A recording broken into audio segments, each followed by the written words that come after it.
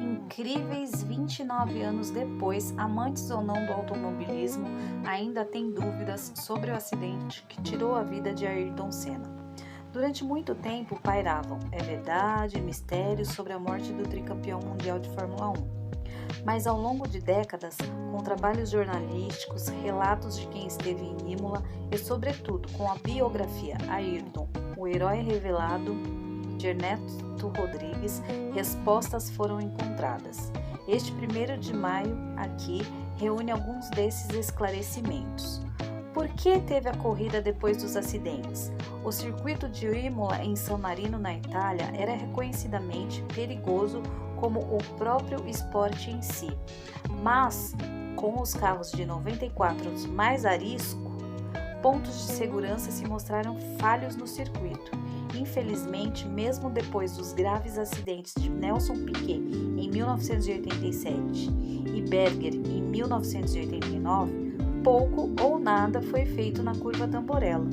Depois dos acidentes de Rubens Barrichello na sexta-feira e da morte de Roland Ratzenberger no sábado, o clima no autódromo era um dos piores possíveis, mas o local não foi interditado oficialmente. Aliás, a morte do austríaco é dada no hospital porque teve corrida depois desse acidente? Aí fica a pergunta. No caso, quando Roland Ratzenberger morreu, discute-se que ele teria morrido no local, na pista. Então, a corrida ela devia ter sido cancelada. Por exemplo, se tivesse sido cancelada, hoje, talvez o nosso querido Ayrton Senna ainda estaria conosco. E perguntamos, a coluna de direção quebrou?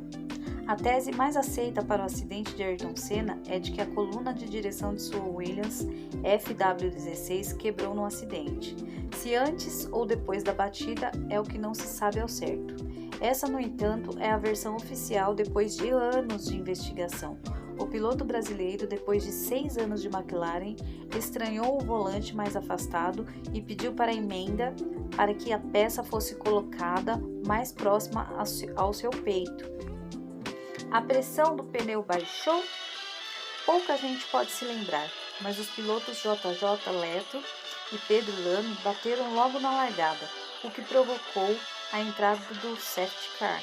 Depois de 3 voltas completas com um ritmo muito baixo do previsto para um carro de Fórmula 1, a pressão dos pneus de Senna teria baixado demasiadamente, segundo contou Damon Hill, então companheiro de equipe do brasileiro. Com isso, o carro perdeu a aerodinâmica na parte da frente e foi de encontro ao muro. Houve um problema na direção hidráulica? Outra versão amplamente divulgada é de que a Williams teria tido um problema hidráulico, por isso a barra de direção teria ficado pesada demais e Senna havia perdido o ponto exato da curva. Pessoas que cobriam o GP de San Marino relatam que um funcionário da equipe britânica tratou de desligar a direção hidráulica do carro de Hill para a sequência da prova. Alguém foi culpado pelo acidente? Em 20 de fevereiro de 1997, 6 pessoas, incluindo os sócios da Williams, Frank Williams e Patrick, e os projetistas da equipe, Adrian, foram indicados pela justiça italiana, que depois absolveu todos os acusados por falha da promotoria em apontar provas. 10 anos depois, o caso foi reaberto e concluído que havia uma falha na coluna de direção mal projetada. Por essa razão, Patrick foi responsabilizado por sua omissão no trabalho. Uma das curiosidades: onde estão o capacete e o carro de Senna? Ao longo de toda a investigação, esses componentes ficaram sob custódia da justiça italiana. Tempos depois do acidente, o capacete foi enviado para a empresa norte-americana Bell para análises. O carro chegou a ficar guardado no autódromo Enzo e Dino Ferrari. Depois de abril de 2002, foi entregue a Williams, a pedido da família Senna. Os itens foram incinerados sem nenhuma cerimônia ou registro fotográfico. Aos 34 anos, Ayrton Senna morreu.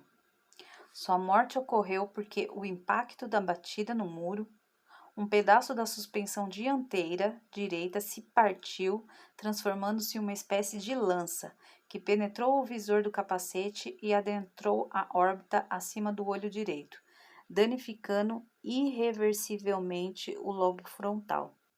A morte precoce de um ídolo que ainda deixa muitas suspeitas no ar. Se você quiser saber mais sobre as histórias dos seus ídolos, o que aconteceu, como foram a sua trajetória, se inscreva no canal, clica no sininho para você receber o aviso de vídeo novo. Muito obrigado, deixe seu like, até mais, valeu!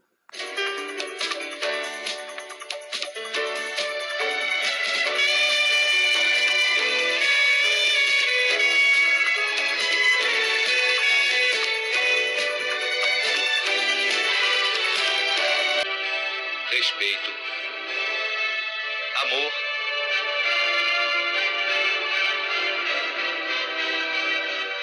saudade.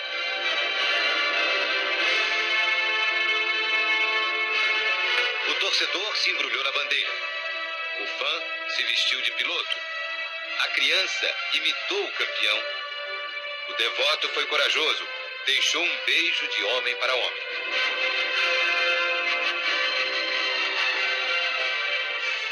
O punho erguido mostrou que só o orgulho é maior que a tristeza.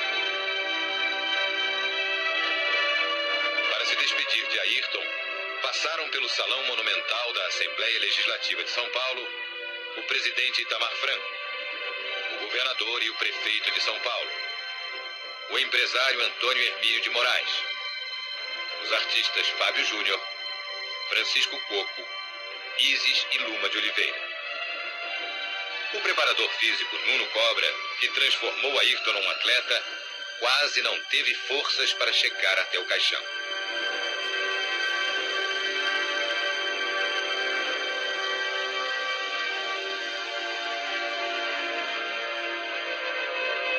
A namorada Adriane também não se conteve e saiu amparada por amigos.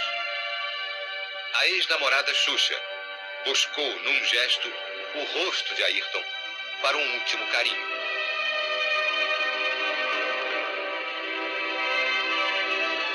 Depois que as portas se fecharam, o pai, seu Milton, e a mãe, dona Neide, pareceram rezar por alguns instantes.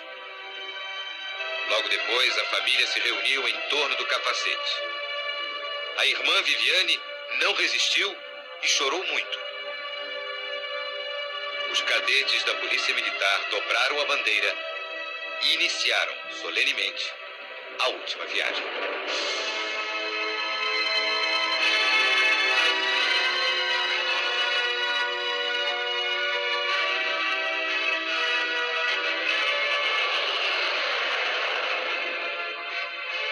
Depois de uma despedida silenciosa, intensa e comovente que durou mais de 22 horas, o corpo de Ayrton Senna recebeu, na saída do hall da Assembleia Legislativa, as últimas homenagens oficiais.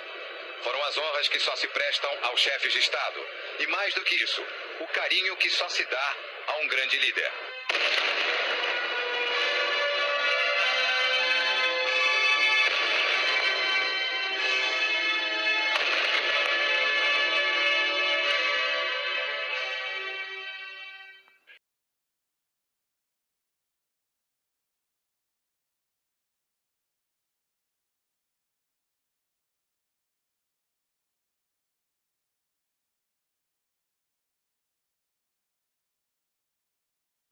E foi com a imagem a seguir que o Brasil se despediu de seu ídolo, há 29 anos atrás.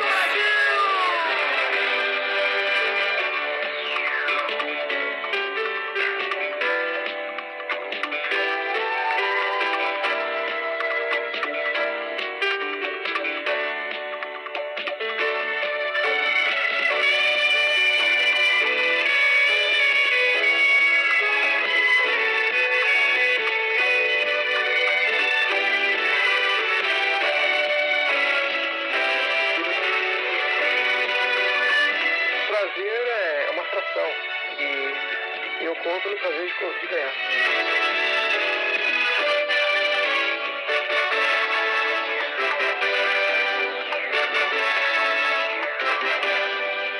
é grande, ele é forte. E quando ele quer, não tem quem não queira.